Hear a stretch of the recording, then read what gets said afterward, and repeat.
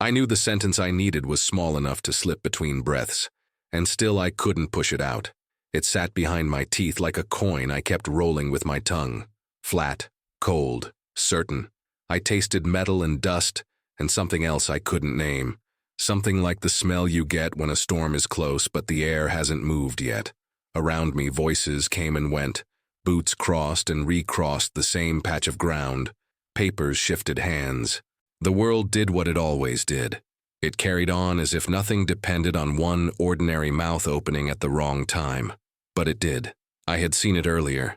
Only a fraction of it at first. A wrong number that didn't belong where it sat. A detail that looked harmless if you didn't stare at it too long. Something that would have been easy to miss if I had been the kind of man who trusted what was put in front of him. The kind of man who let his eyes slide off problems as if they were none of his business. I stared, and the longer I stared, the more the mistake stopped being ink and became weight. Not the heavy kind that crushes you all at once. The slow kind. The kind that starts in your stomach and climbs up into your throat and makes your swallowing loud in your own head. The kind that turns every sound around you into a reminder that you are still quiet. I tried to tell myself I was imagining it, that I wanted to feel important, that I was seeing patterns because fear makes you invent reasons to delay what you don't want to face. I tried to make it smaller in my mind, tried to reduce it to a technicality, a nuisance that someone above me would catch without my help. But I knew better than that.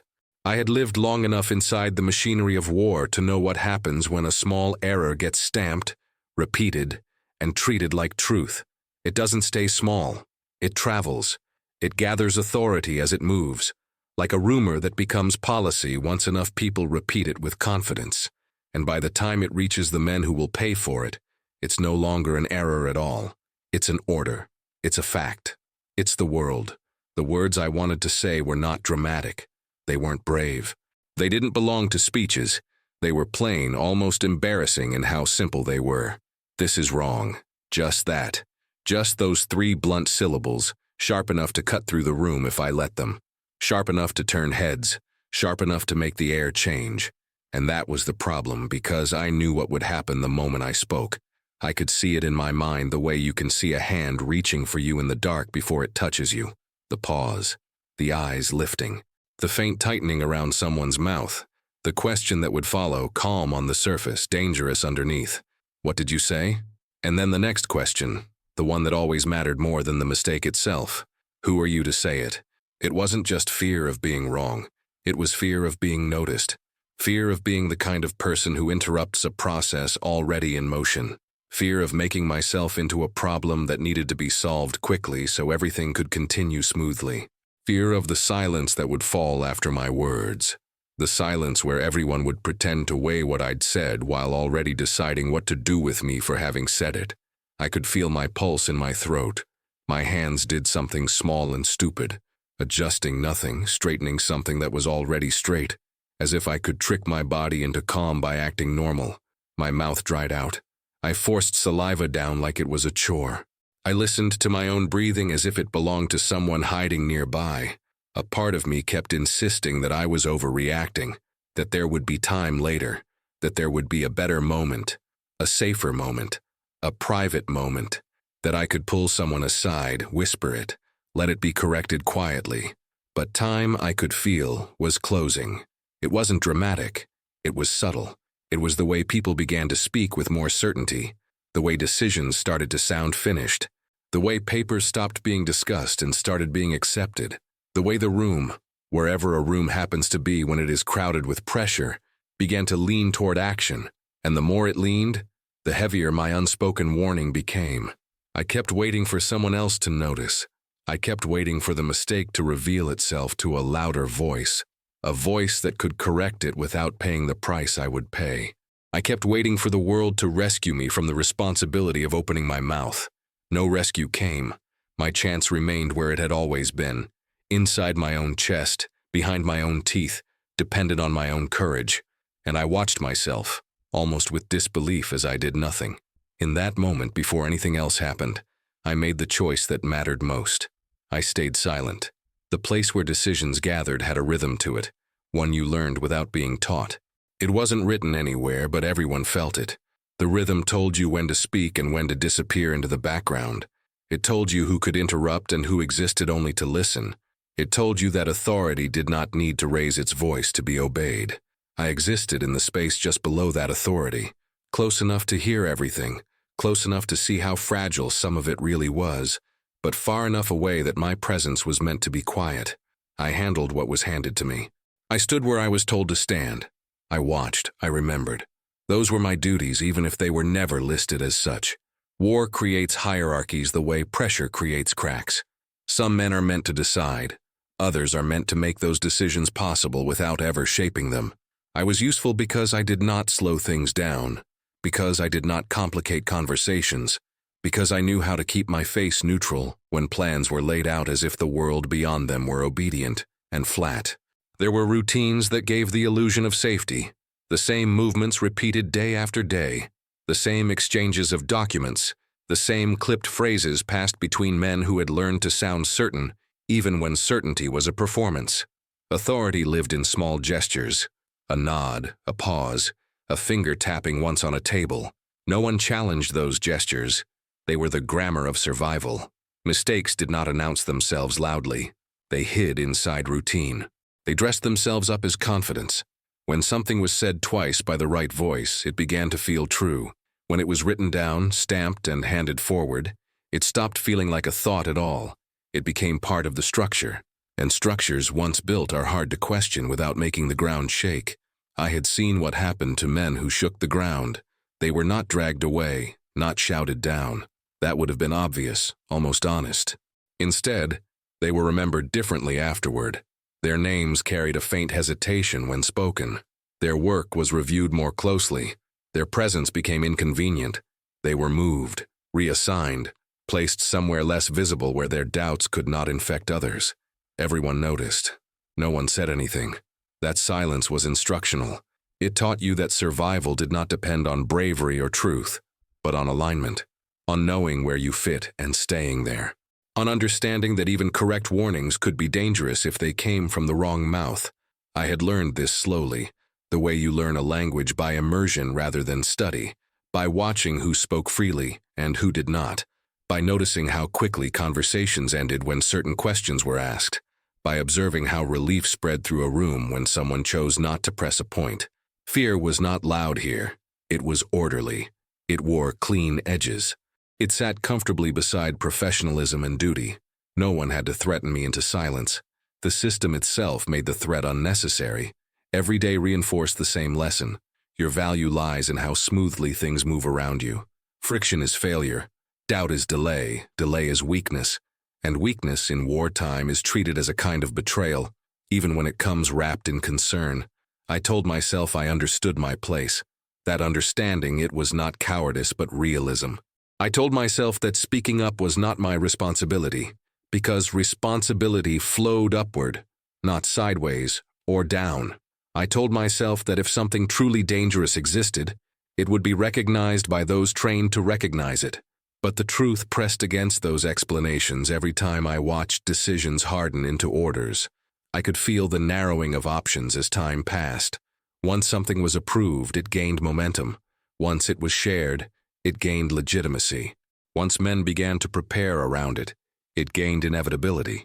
At each step, the cost of interruption grew heavier, the consequences of hesitation more severe. And always, just beneath that process, ran the unspoken understanding that questioning a decision was not the same as improving it.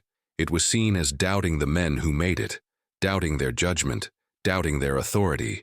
In war, those doubts were treated as personal, even when they were not meant to be. So I stayed where I was supposed to stay. I listened.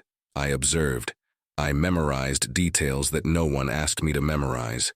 I carried knowledge without permission to use it. Around me, the machine continued to operate with calm precision. Voices spoke of timing and coordination, of readiness and confidence. The language was clean, abstract, detached from bodies and consequences. It made everything sound manageable, controllable, already settled. And inside that controlled space, my silence began to feel less like a momentary choice and more like a condition of my existence. I was there to see, not to speak. And the longer I accepted that, the harder it became to imagine breaking it. The argument did not happen out loud. It never could have. It lived entirely inside me, repeating itself in different forms, searching for a version that would let me breathe again. It always began the same way, with the thought that I might be wrong. That was the safest place to start. Doubt, after all, feels responsible. It sounds mature. I told myself that what I had seen might be incomplete, that I lacked context, that others understood factors I did not. I reminded myself that fragments can mislead, that patterns appear where none exist if you stare long enough. I tried to remember every time I'd been certain about something before, and later discovered how small my understanding really was. That line of thinking offered temporary relief. It loosened the pressure in my chest just enough to function, but it never lasted, because each time I replayed the details in my mind, they aligned too cleanly to dismiss. The mistake did not dissolve under scrutiny. It sharpened. The more I tried to prove myself wrong, the more clearly I could trace where things would lead if nothing changed. I did not need imagination to see it. I only needed to follow the logic already in motion. That was when the second argument began. If you are right, what then? That question carried weight of a different kind. Being right did not feel empowering. It felt dangerous. Because if I was right, then the responsibility did not belong only to those above me anymore. It touched me, too. It turned my silence into something active, rather than passive. It made my stillness a choice instead of a default. I tried to think of how I would speak if I decided to. I rehearsed it silently, shaping words that sounded respectful, careful, deferential. I imagined beginning with uncertainty, offering my concern as a question rather than a statement. I imagined lowering my voice, choosing a moment when the room felt less crowded with authority. But every imagined version ended the same way. Eyes turning, attention fixing on me, the room pausing, not to listen, but to assess. I could feel that pause in my body even though it had not happened yet. My shoulders tightened at the thought of it. My jaw clenched. The air seemed thinner in those imagined moments, as if speech itself required more effort than it should. Then came the consequences. Not the dramatic ones. Not punishment or shouting or arrest. Those belonged to stories told after the fact. The real consequences were quieter and more likely. A look exchanged between two men who did not need to speak to understand each other. A note made somewhere I would never see. A subtle shift in how my presence was received. Tasks reassigned. Trust reduced. My usefulness questioned. I told myself those were small prices to pay if lives were at stake. I told myself that principle demanded sacrifice. But principle does not have to live inside a body that shakes when it imagines being exposed. I could feel fear working its way into my reasoning, disguising itself as caution. It reminded me of how easily good intentions become liabilities in wartime. How often disruption, even justified disruption, creates confusion. How confusion kills as surely as any enemy. What if I spoke and caused delay? What if the correction I demanded introduced new errors? What if my warning was misunderstood, exaggerated, or dismissed, but not before it disrupted coordination just enough to make things worse? That possibility haunted me. It offered a different kind of excuse, one that allowed me to see my silence as protective rather than selfish. I told myself that restraint could be a form of responsibility, that not every concern deserves a voice if the cost of voicing it is chaos. Still, the image would not leave me. It returned at odd moments, uninvited, when I stood alone, when noise dropped suddenly and my thoughts had room to expand. I saw the sequence unfolding step by step, not as catastrophe but as inevitability. I felt the wrongness of it in my body before I could name it in words. I caught myself watching others more closely, studying their faces for signs of doubt. I wanted confirmation that I was not alone in seeing it. I wanted someone else to flinch, to hesitate, to ask the question I would not ask. Each time someone nodded along, each time agreement moved through the group like a current, my isolation deepened. That isolation was its own argument. You are alone in this. That must mean something. I wondered if my position made me more suspicious by nature, if proximity to details distorted perspective, if distance, not closeness, was what clarity required. I wondered if authority carried insight along with power, if experience had taught those above me to see risks I could not. But then I would remember moments from the past, small ones, easily forgotten, when certainty had prevailed over accuracy, when confidence had drowned out caution, when men had mistaken decisiveness for correctness because hesitation felt intolerable. Those memories unsettled me. They did not accuse. They reminded. I began to notice my body responding before my thoughts could catch up, a tightening when the subject arose, a shallow breath when preparations were mentioned, a heaviness in my limbs that had nothing to do with fatigue. My body, it seemed, had already chosen a side. It was my mind that kept negotiating. There were moments, brief, sharp, when I almost spoke without planning to. When the words rose suddenly, pushed upward by urgency rather than courage. In those moments, fear spiked so fast it felt like pain. My heart thudded hard enough to make me dizzy. I could feel heat in my face, a warning flush that told me I was about to cross an invisible line. Each time I stopped myself just in time, I learned the exact sensation of swallowing a sentence, the way your throat tightens, not to protect you from choking, but to block escape, the way your lips press together as if sealing something dangerous inside, the way your breath becomes deliberate, controlled, unnatural. Afterward, there was always relief. It was brief, but real. The relief of having avoided exposure, the relief of remaining unseen, the relief of continuity. Nothing changed, no one looked at me differently. The machine kept moving. That relief frightened me more than the fear, because it meant silence was becoming easier. It meant my body was learning that staying quiet brought safety, that restraint was rewarded with invisibility. It meant that even if the danger grew clearer, the habit of silence might outpace my ability to break it. I told myself I still had time, that the moment to speak had not yet passed, that I was waiting for the right opening, the right phrasing, the right alignment of circumstances. But deep down, I sensed the truth pressing closer. I was not waiting for the right moment. I was waiting for the moment to pass. The moment did not arrive with force. It did not announce itself. It did not feel important while it was happening. It came quietly, disguised as routine.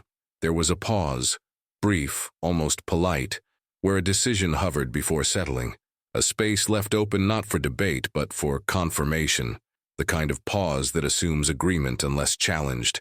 I recognized it instantly. I had seen it before. It was the last place a warning could exist without becoming disruption. The room held still in that subtle way it does when something final is about to be made official. Pens hovered. Hands rested on surfaces worn smooth by repetition. Eyes remained forward. No one looked at me, but I felt exposed anyway, as if the thought inside my head had weight enough to bend the air around me. This was it. I could feel the words assembling again, faster this time, less orderly. They pushed forward without waiting for permission. My chest tightened, not with fear alone, but with urgency, a physical insistence that something was about to slip beyond reach. My breath shortened. I had to consciously slow it, afraid the sound might betray me. The decision was spoken calmly, not as a suggestion, not as a question, as a statement already halfway to becoming fact. As it was said, something inside me reacted before thought could intervene. A sharp, involuntary recognition, like the jolt you feel when you miss a step in the dark. My body knew. My mind raced to catch up. This is the point of no return. I felt heat rise behind my eyes. Not emotion exactly, but pressure. A buzzing awareness that if I did not speak now, I never would. Not in any way that mattered. The words were no longer theoretical. They had narrowed into a single, urgent shape. Say it. Not loudly, not forcefully. Just enough to interrupt. Just enough to introduce doubt. I imagined the sound of my own voice entering the space. It felt foreign, out of place, like an object dropped where it didn't belong. I imagined heads turning. I imagined the faint surprise, quickly masked. I imagined the pause stretching longer than comfort allowed. And then I imagined what would come after. The explanation I would be asked to give. The scrutiny. The way my concern would be weighed not only against the decision, but against my right to question it. I imagined the relief in the room if my warning were dismissed quickly, efficiently, without requiring revision. I imagined the shift, small, almost imperceptible, in how I would be seen afterward. The thought of that shift settled heavily in my stomach. My mouth opened slightly. I felt it, a movement so small it could have gone unnoticed if it had continued. My tongue pressed forward, ready to shape the first sound. My throat tightened reflexively, as if my body itself were unsure which instinct to obey. In that instant, everything slowed. I was acutely aware of the room, the smell of paper and fabric and something stale, the low murmur of distant activity bleeding through walls, the way light fell unevenly across surfaces, catching dust in suspension. All of it felt unbearably present, as if the world were holding its breath alongside me. No one was looking at me. That, more than anything, decided it. If I spoke now, I would pull attention toward myself. I would break the shape of the moment. I would introduce uncertainty where certainty was already settling into place. I would force others to stop and consider something they clearly wanted finished. I hesitated. Not long, but long enough. In war, hesitation is noticed, but silence is often invisible. The words faltered. The sound I had been about to make never formed. My lips closed again, gently, almost carefully, as if handling something fragile. I swallowed. The sentence retreated, collapsing back into thought where it could do no harm. I told myself I would speak afterward, in private. I told myself there was still time to correct things quietly, without spectacle. I told myself that this was not the only moment, only the most obvious one. The decision moved on without resistance. Someone acknowledged it. Another confirmed. Notes were made. The rhythm resumed. The pause closed behind us like a door that had never been meant to stay open. I felt something settle inside my chest. Not relief, not exactly. A heaviness, dense and immovable. It pressed downward, as if marking a boundary I had just crossed without stepping anywhere. The world did not change in any visible way. No alarms, no raised voices, no immediate consequences. The machinery absorbed the decision and continued its motion, smooth and untroubled. Only I felt the shift. It was the sensation of having stepped aside and let something pass, of having been present at the exact point where intervention was possible, and choosing absence instead. My body reacted as if I had held back a cough or stifled a cry, a lingering tightness that would not release. I became acutely aware of my own stillness, how carefully I held myself, how deliberately neutral my expression was. I could feel my heart beating, slow and heavy, each pulse reinforcing the same realization. It is done. Not the outcome, not the consequence. The silence. That was final now. I had crossed from uncertainty into complicity, even if no one else would ever name it that way. The warning still existed, but it no longer belonged to the present. It had become something historical, something that could only be remembered, not used. As the room emptied and attention shifted elsewhere, I remained where I was supposed to be, indistinguishable from the background, useful, unremarkable. And inside me, the words I had not spoken began to change. They no longer asked to be said. They waited. What followed did not arrive all at once. It came in fragments, scattered across time, easy to dismiss if you were not already bracing for them. At first, everything appeared normal. Movements continued as planned. Messages went out and came back with the expected tone. Reports were delivered in the language of routine, measured, technical, stripped of emotion.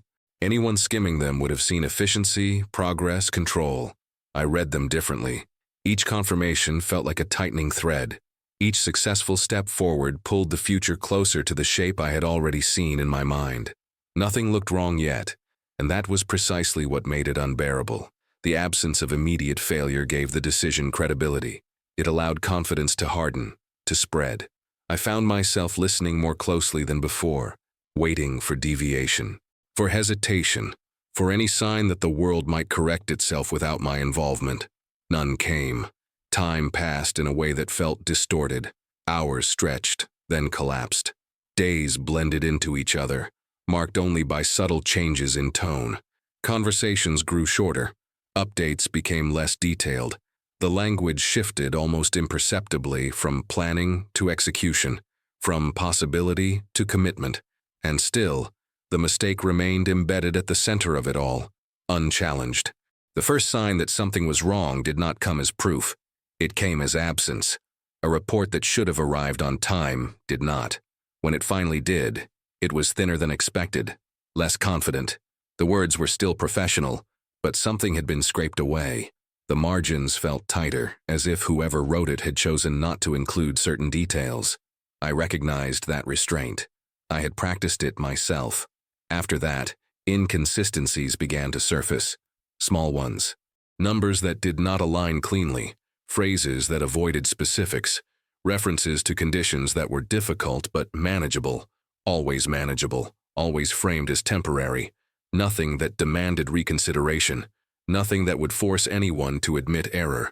I could feel my body responding before my thoughts caught up, a familiar tightening in my chest, a shallow breath, the same physical warning I had ignored before, now returning with greater insistence. This is where it starts.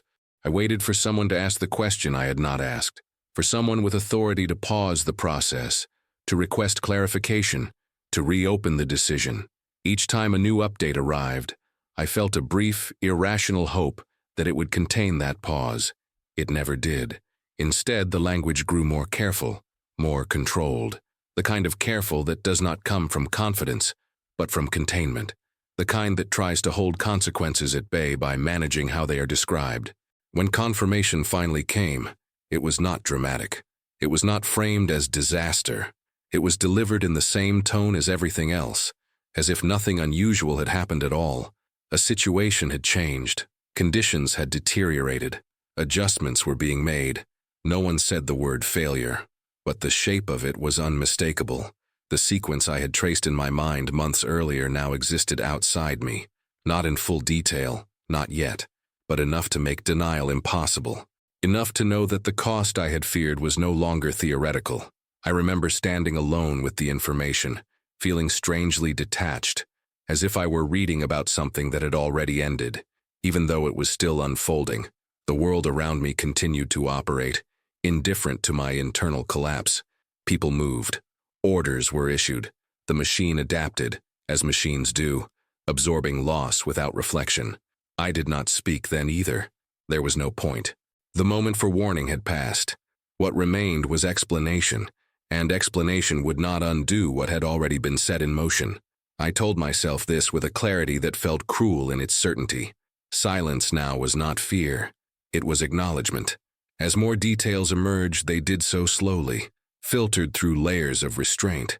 I learned to read between lines, to hear what was not being said. The omissions grew heavier. The careful language strained under what it was asked to carry. Others noticed too. I could see it in their faces, in the way conversations ended abruptly, in the way eyes lingered a moment too long on nothing in particular. But no one spoke openly, not about the decision, not about its origin. The system does not like mirrors. I felt a persistent dull ache settle into me, not sharp enough to demand attention, but constant enough to never be forgotten.